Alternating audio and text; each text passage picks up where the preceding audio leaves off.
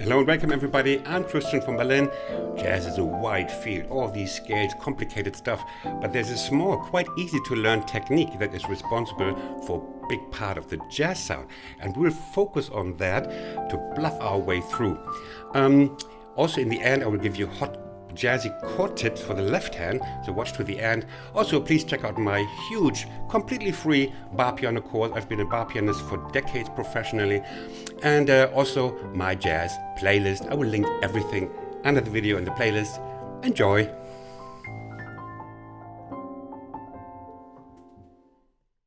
Well, of course, in the end we want to play a typical jazzy 2-5-1 chord progression. But we'll start with the chord everybody knows. We will start straight with the C major chord. Because I will go step by step. I want everybody to be able to follow. C major chord. I'll play a typical jazzy phrase and then I will show you why it sounds so jazzy.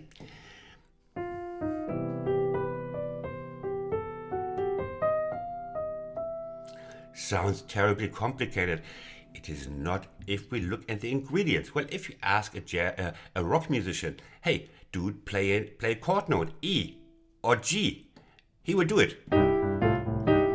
Straight away, the jazz musician is a complicated creature.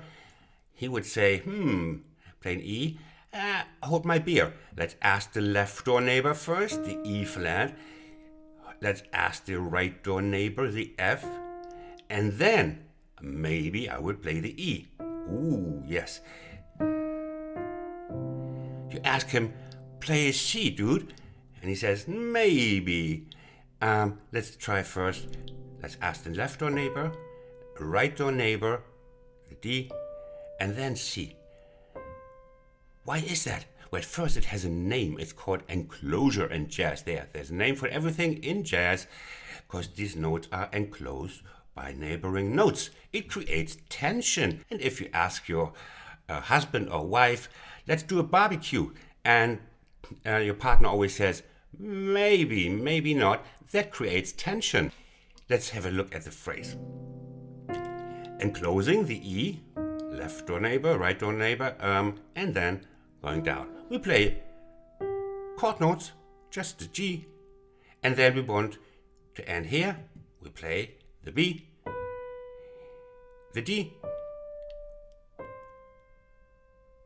Now we can do this also with the third chord note, the fifth, like right door neighbor, left door neighbor, and falling into the target note. Now, target note is the E. We want to hit the E. Jazz musician playing E. Not so fast. E flat, F.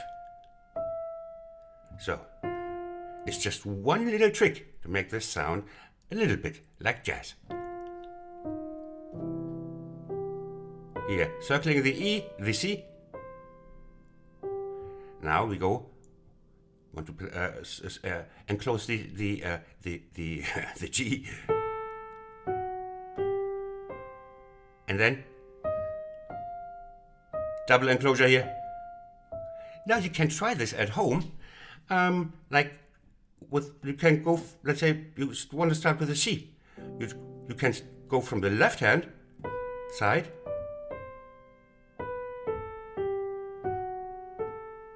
And you have a gig. No, not yet, not that easy. You can go from the right hand. You can start with the E, play chord notes down. We don't want to do many scales here, but you can just play white keys from anywhere and just go down to the note you want to enclose. Or from here, let's see, target note is this one.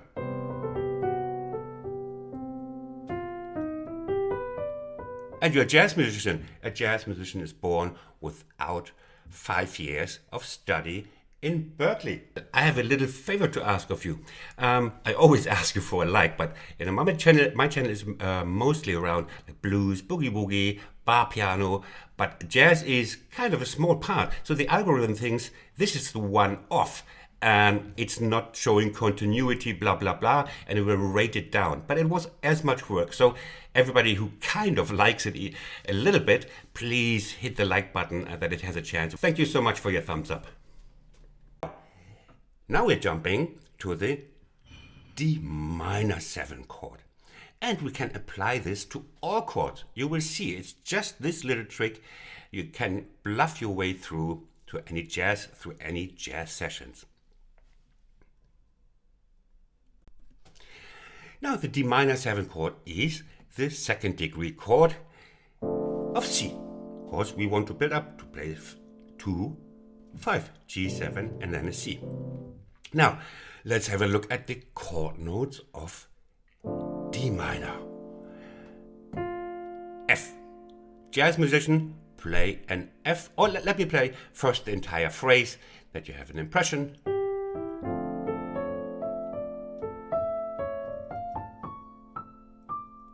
Ooh. Okay, now let's have a closer look. F.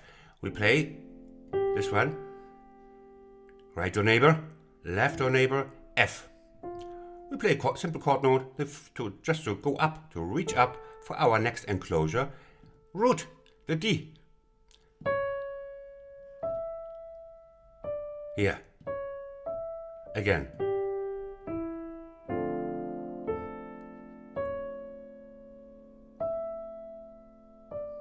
Or even the other way around, you can do any direction. Or.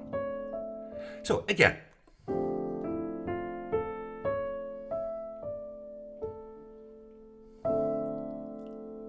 Now targeting the D, chord notes, and again the D.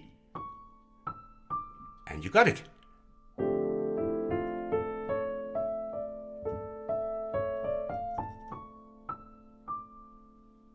Now you can try yourself again, because that's what I want in the end, that you understand this little gimmick and sit down at the piano and try to impress your friends. Or if they're not your friends yet, they will be after that. Unless they are blues musicians and they will just leave the room and never call you again.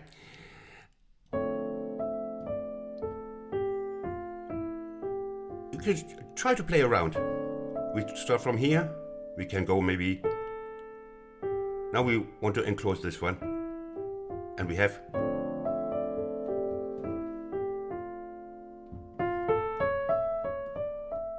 Ooh. And then you can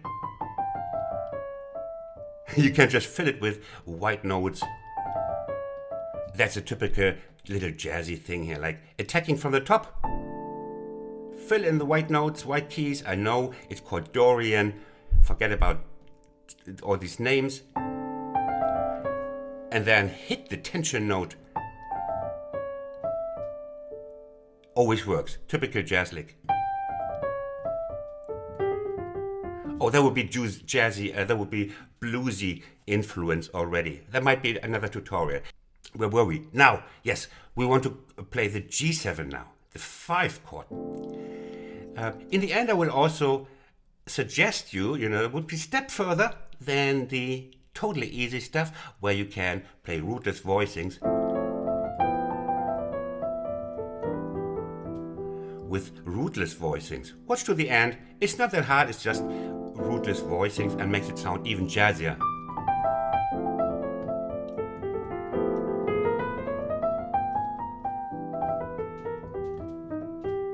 Okay, now we come to the G7.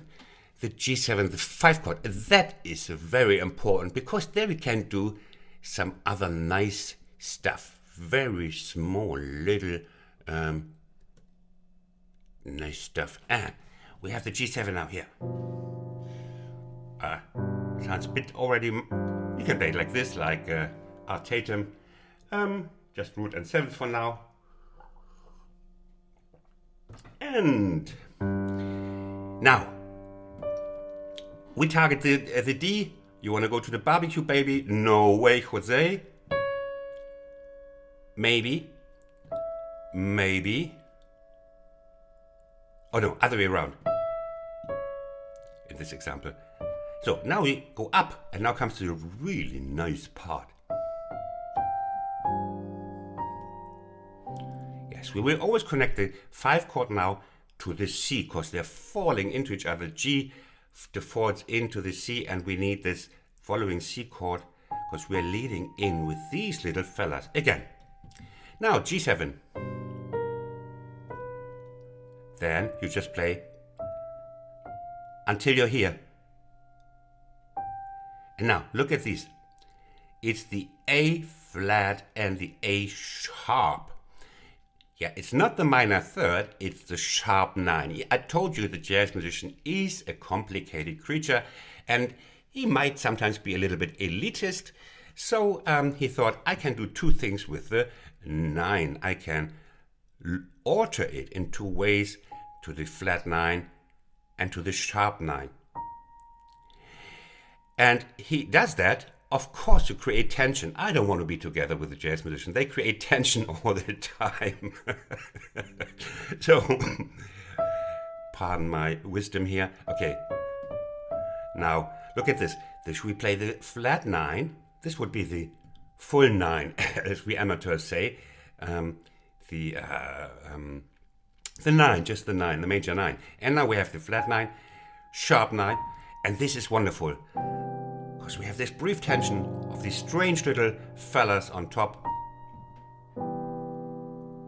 You can play them like, even from going up from here.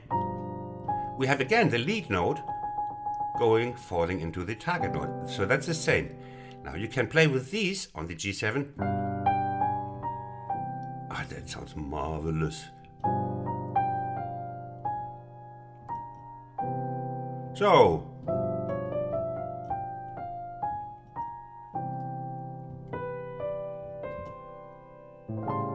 ha! That is an extra. That is a bonus I'll present you. And that's really easy, but it sounds massively overeducated, sophisticated, knowledgeable. And that is, we put the 6th chord in between this A7, because A7 leads to the D minor. Then we can play the whole thing in a circle, in a loop. A D minor 7, G7, C major, A7, because A7 leads directly back to the D minor 7. Now, what did I just play? Yeah, Christian, collect yourself. A7 now. After the C, so we came from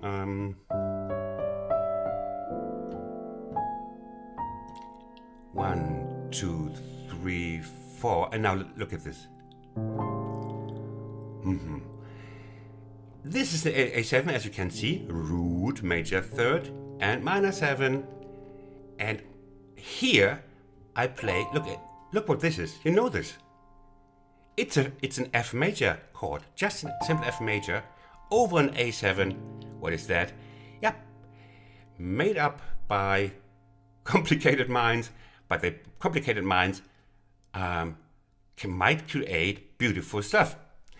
It's the superimposed F, so it's superimposed over the A7. Just accept it. Just believe me, like believe Daddy. He's not telling you anything stupid. Well, that would be kind of an exception for me. So, F on top, and then we can go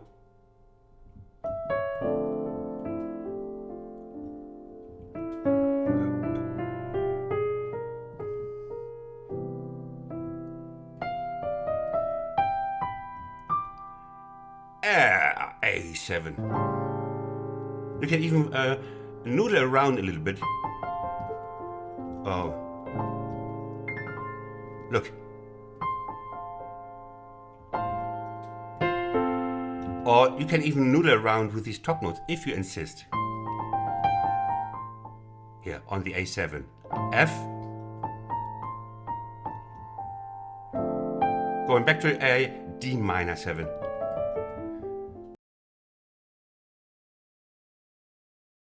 Now, okay, as I promised, we have, which you will also learn extensively in my bar piano course,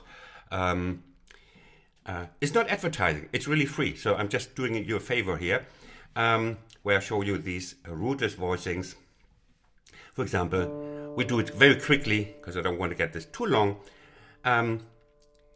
We have the Dm7, but without the root. Look, and we have a 9th on top. So it's called an open voicing, rootless voicing, and so believe me, this is D7 with a 9. So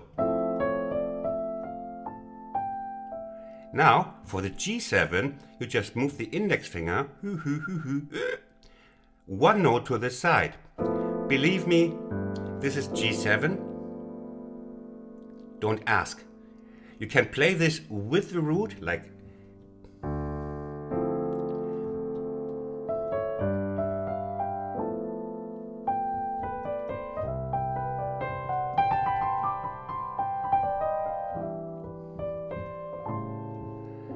or without. The brain will add the root.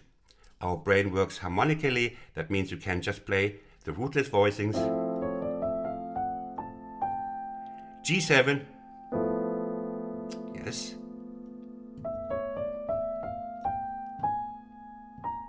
C major. Root would be here with the 9th. You see, we have extra intervals. C major 7, 9. And then, don't ask, it's the A7 with an additional sharp 9 here. And then the F superimposed. And with roots.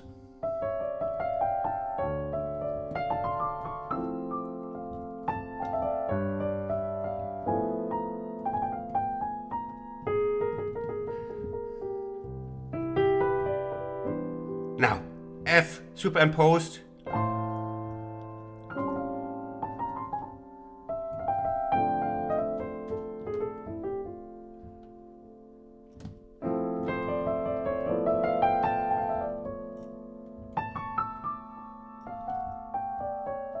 I play only what I taught you.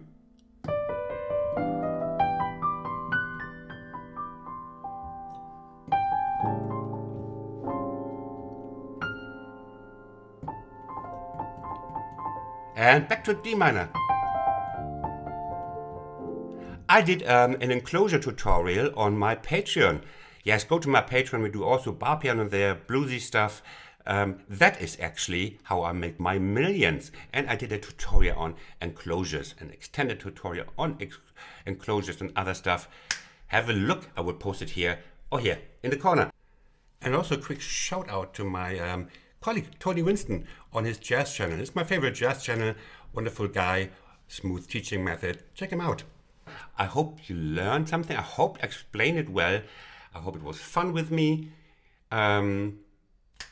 Leave a like, subscribe, and I wish you a wonderful day. Bye from Berlin, you jazz musicians, newborn jazz musicians.